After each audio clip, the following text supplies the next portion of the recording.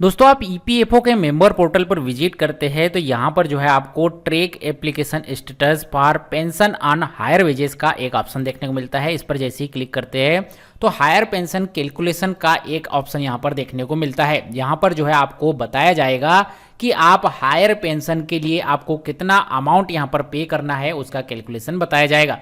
यहाँ पर download calculator वाले बटन पर आप क्लिक करेंगे, जिसके बाद एक एक्सेल सीट आपके कंप्यूटर पीसी में डाउनलोड हो जाएगी, आपके मोबाइल में डाउनलोड हो जाएगी। इसे जो है आप ओपन करके किस तरह से यहाँ पर यूज करेंगे, यही जो है आज के इस वीडियो में हम यहाँ पर देखेंगे।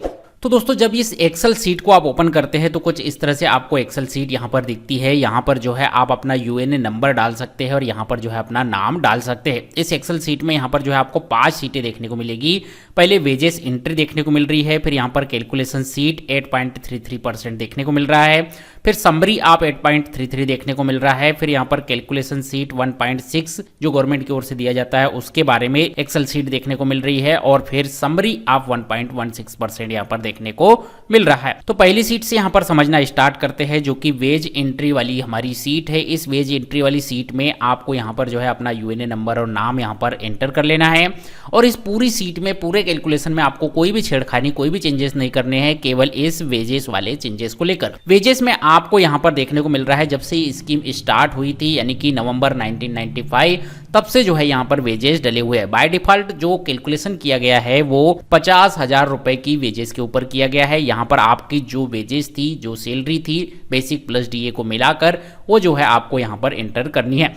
यहाँ पर जो है बाकी सारे फार्मूले लगे हुए हैं। वेजेस के हिसाब से आपका क्या यहाँ पर ड्यू बन रहा है, कितना आपको पेड करना पड़ा और कितना यहाँ पर जो है पेबल आपकी सैलरी थी, वो सारा जो है कैलकुलेशन यहाँ पर किया हुआ है। यहाँ पर आप देखेंगे कि ईयर वाइज कैलकुलेशन अलग से किया गया है और मंथली वाइज कैलकुलेशन अलग से किया गया है। तो आपकी जो वेजेस थी वो हर महीने में, हर साल में जहां पर भी जितनी भी चेंज हुई है वो आपको यहां पर करना है।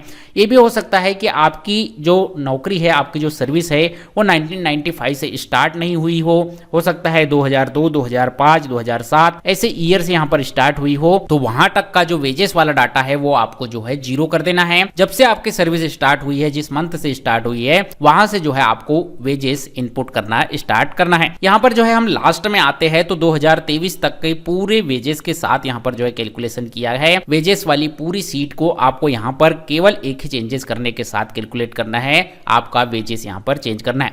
वेजेस के लिए आप अपनी पीएफ की जो पासबुक है उसका इस्तेमाल कर सकते हैं, या आपके पास जो भी डाटा उपलब्ध है उन डाटा के हिसाब से आप यहाँ पर वेजेस का इस्तेमाल करेंगे। मार्च 2023 तक का कैलकुलेशन यहाँ पर जो है सीट में किया हुआ है। अब अगली जो सीट है वो है कैलकुलेशन सीट, जिसमें कि 8.33% जो यहाँ पर पेंशन में कंट्रीब्यूशन होता है उसके बारे में यहाँ पर बताया गया है। यहाँ पर भी मंथली नवंबर 1995 से सारी चीजें यहाँ पर जो है फुलफिल की हुई है। यहाँ पर भी आपको कोई छेड़खानी नहीं करनी है। वेजेस आप चेंज करेंगे तो यहाँ पर जो है ऑटोमेटिक सारे कैलकुलेशन यहाँ पर आ जाएंगे।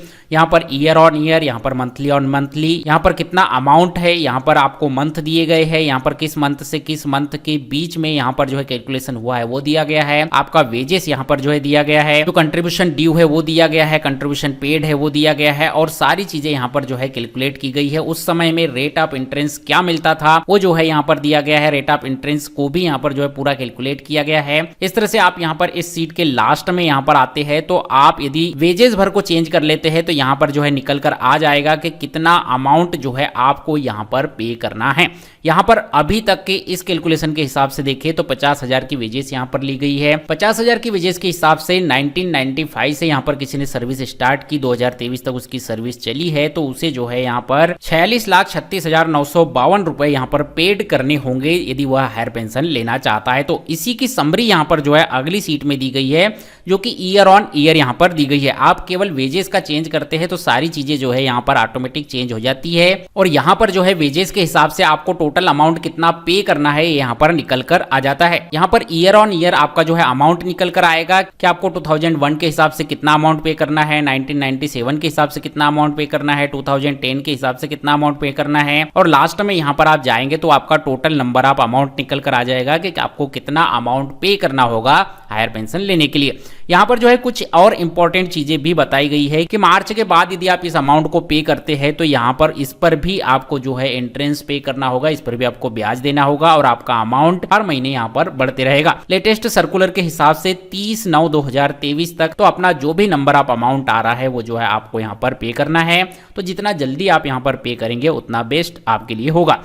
अगली जो कैलकुलेशन सीट है उसमें यहाँ पर 1.16% जो गवर्नमेंट की ओर से दिया जाता है उसे यहाँ पर कैलकुलेट किया गया है और ये कैलकुलेशन किया गया है सितंबर 2014 के बाद से, क्योंकि सितंबर 2014 के बाद से जो है यहाँ पर जो है इसे अलाउ किया गया था। तो सितंबर 2014 के बाद से पूरा कैलकुलेट यहाँ पर करके बताया गया है। आपका जो वेजेस है उसके ऊपर गवर्नमेंट की ओर से जो 1.16% लगता है वो कितना यहाँ पर होगा और उसमें से गवर्नमेंट की ओर से जो पे होता है उसे माइनस करके यहाँ पर जो है कितना कम्युलेटिव बैलेंस आपको लगेगा वो जो है यहाँ पर समझाया गया है। इस बैलेंस को भी आपके उस अमाउंट में ऐड किया जाएगा जो अमाउंट आपको हायर पेंशन लेने के लिए यहाँ पर ऐड किया जाना है, जो कि यहाँ पर टोटल 50,000 रुपए की वेजेस के हिसाब से 59,300 के आसपास यहाँ पर आ रहा है। इसकी समरी भी अगली सीट में यहाँ पर दी गई है और इसकी समरी का कैलकुलेशन 2014 के बाद वालों के लिए यहाँ पर किया गया है जो कि 59,300 के आसपास यहाँ पर निकल कर आ रहा है। तो 59,300 का ये वाला अमाउंट और जो कैलकुलेशन और जो समरी 8.33 में जो आपका अमाउंट आ रहा है, इस अमाउंट को यानी कि इन दोनों अमाउंट को मिलाकर जो है आपको यहाँ पर पे करना होगा।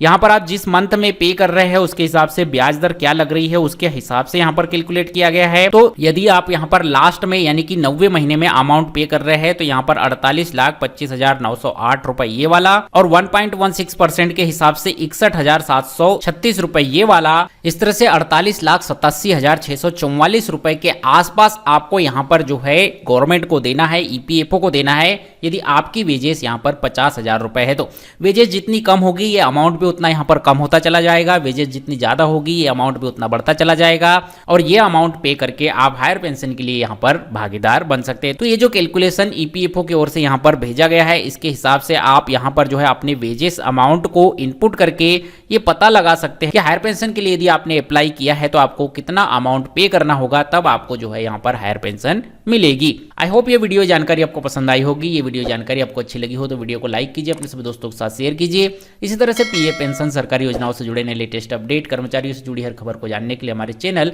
एम्प्लॉय खबर को सब्सक्राइब कर लीजिए। मिलते हैं आपसे अगले वीडियो में। जय हिंद, वंदे मातरम।